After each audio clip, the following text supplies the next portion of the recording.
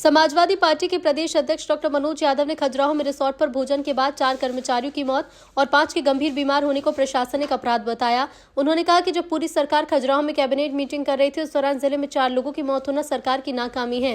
Doctor Yadav ने पूछा कि फूड सैंपल, मेडिकल रिपोर्ट और एफआईआर पर सरकार आखिर चुप क्यों है। उन्होंने सतना में मंत्री प्रतिमा बागरी के भाई और बहनों की 46 किलो गांजा तस्करी मामले में पकड़े जाने पर सवाल उठाए।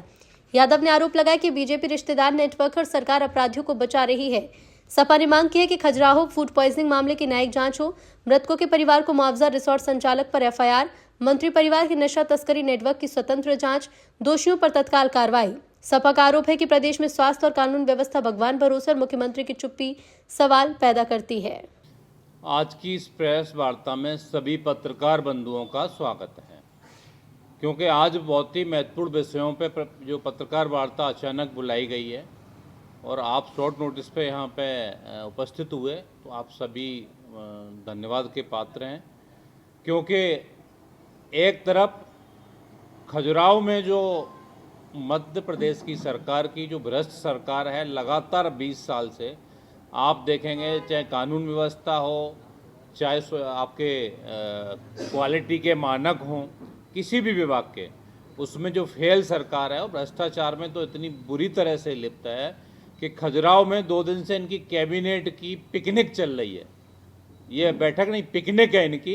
परिवार सहित सारे लोग गए हुए हैं वहाँ पे, और वहीं पे एक गरीब परिवार के 5 लोगों की मौत हो जाती है। एक होटल में, जो गौतम होटल है, रिसोर्ट है, वो भाजपा के नेताओं का रिसोर्ट है, और उसमें लोगों को जहर कैसे गया खाने में, जो लगभग 10-11 लोग उसमें एडमिट हुए हैं अस्पताल में, और लगभग 4 लोगों की तो पुष्टि हो गई है मौत की। अभी बता रहे हैं कि 5 में की भी मृत्यु हो चुकी है। 4 जो डेथ बॉडी हैं वो वहाँ पे पीएम के लिए पहुँच चुकी हैं। ये कितनी निंदनीय घटना है, कितनी दुखद घटना है। एक गरीब परिवार के जो होटल के कर्मचारी हैं, उनकी 4 की मौत हो जाती है। होटल का प्रबंधन क्या कर रहा है, हमारे स्वास्थ्य मंत्री क्या कर रहे हैं, अभी तक उन पर एफआईआर क्यों नहीं हुई है, गिरफ्तार क्यों नहीं किया गया होटल मालिक को? क्या भाजपा का नेता है, उनके परिवार के लोग भाजपा में पदाधिकारी हैं, इसलिए गिरफ्तार नहीं किया गया है? और अगर देखा जाए तो स्वास्थ्य विभाग मध्य प्रदेश का सबसे कंडम विभाग बोला जाए, सबसे भ्रष्ट विभाग बोला जाए तो हो चुका है, क्योंकि आए दिन इस टाइप की घटनाएं आ रही हैं। इससे पहले बच्चों की, जो 25 बच्चों की जान गई छिंदवाड़ा में, सभी को पता है, उसमें भी आज तक कोई बड़ी कार्रवाई नहीं की गई है। स्वास्थ्य मंत्री का इस्तीफा क्यों नहीं हुआ? इसी तरह ये खजुराहो का मामला आया है और उनके परिवारजनों से, उनसे मिलने वहाँ पर न तो मुख्यमंत्री जी गए हैं, न कोई स्वास्थ्य मंत्री अभी तक गया है। ये लोग अपनी पिकनिक में व्यस्त हैं क्या? वहीं एक और बहुत महत्वपूर्ण गंभीर मुद्दा सामने आया है, उसी जिले का है, कि वहाँ पे खाद जो है मध्य प्रदेश का, लाइन लगी हुई है, पूरे मध्य प्रदेश में लगी हुई है, और छतरपुर जिले का खाद यूपी में गाड़ियाँ भेजी जा रही हैं, कालाबाजारी की जा रही है। एक तरफ कैबिनेट की बैठक चल रही है इनकी, और दूसरी तरफ वहाँ पे किसान चक्का जाम किए हुए थे। किसानों ने चक्का जाम किस लिए किया? कि हमें खाद नहीं मिल रहा है, उत्तर प्रदेश में भेजा जा रहा है। तो ये यहाँ की कानून की व्यवस्था है। और इधर सीहोर में किसान प्याज को रोडों पे फेंक रहे हैं, और कृषि मंत्री कहते हैं कि प्याज की पैदावार ज़्यादा हुई है इसलिए फेंका जा रहा है।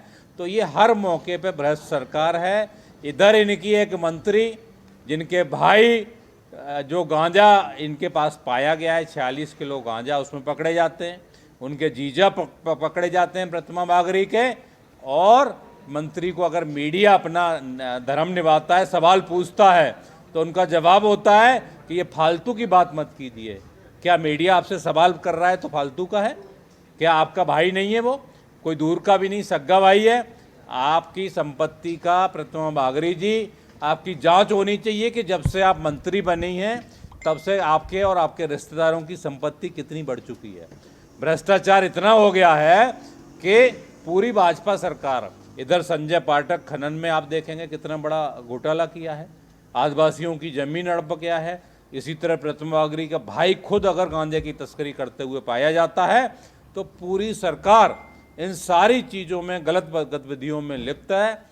समाजवादी पार्टी मांग करती है कि प्रतिमा बागरी का भी इस्तीफा होना चाहिए, और स्वास्थ्य मंत्री की तो हद हो चुकी है। लगातार जो सिरप में घूस लेके सिरप को अप्रूवल दिया गया, अब ये भाजपा के नेता हैं और गौतम हैं जो रिसोर्ट के मालिक हैं, इन सब पे कार्रवाई होनी चाहिए। गैर इरादतन हत्या का जो केस दर्ज होता है, केस दर्ज करके इनको जेल भेजा जाना चाहिए। ये समाजवादी पार्टी की मांग है, क्योंकि जो यहाँ पे लोग कैबिनेट नहीं कर रहे हैं उस जिले में, ये पिकनिक मनाने गए हैं।